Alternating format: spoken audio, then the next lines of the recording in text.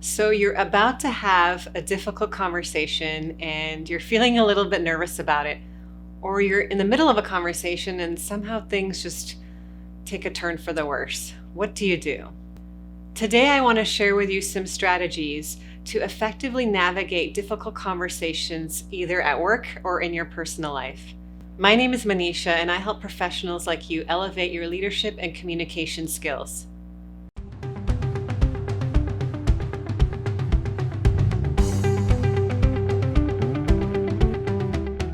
So the first thing to do as you're entering a conversation that might be tricky is to plan ahead and think about what is a desired outcome that you would like to have.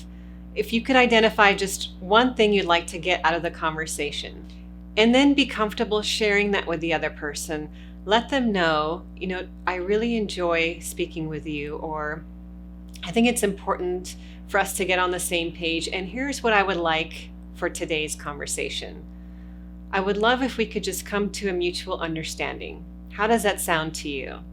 Invite them to share their perspectives and ask them what they think a good outcome would be. Once you've aligned and set the stage for a productive and positive conversation, you can begin by asking them some questions. How are you feeling today? What's on your mind? And then just listen.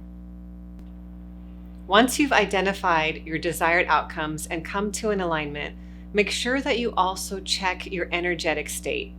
Perhaps you didn't sleep well the night before, or you haven't eaten well and you're already feeling cranky and irritable. It's important to just draw awareness and notice and be mindful of your energy. If your energy is feeling low, it might be good to postpone the conversation, or at least understand that you're walking into that with that mind space. Take a moment to breathe and center yourself and get grounded and replenish your energy for a moment so that you're bringing your best foot forward into the conversation. We can't control how others are going to show up. We can only control ourselves. So ask yourself, how do you want to show up in the conversation?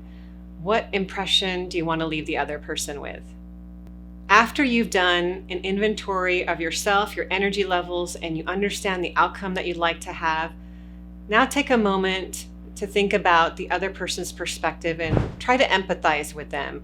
Give them the benefit of the doubt. Even if you aren't seeing eye to eye, take a moment to understand why they might be feeling the way they are. And try to do so with a little bit of emotional detachment. That can be hard to do because often our emotions get caught up and we may take something really personally. But if you take a step back and look at it objectively and think about what's the point they're trying to get across, what are they really saying without maybe saying it, and get really curious and empathetic, you can potentially open up a whole new set of conversations and dialogue that could be a lot healthier.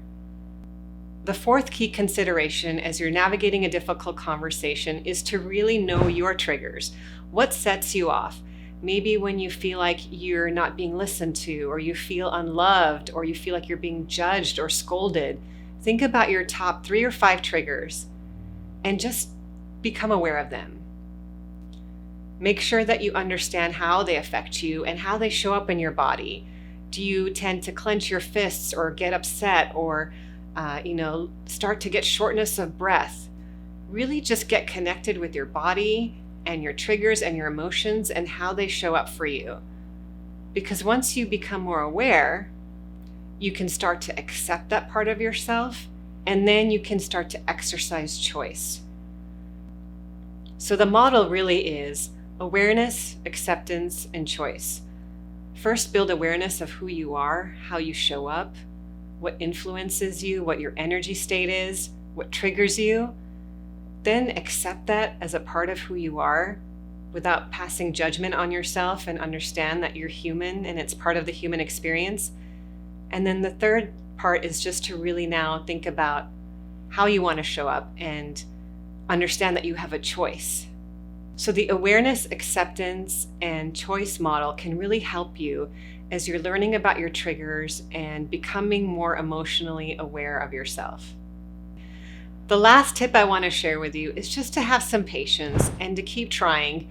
It's not going to be perfect, and the goal is really just to learn and create bridges of understanding with people, to know when to walk away when it's time to conserve your energy, and to then practice compassion for yourself and for others.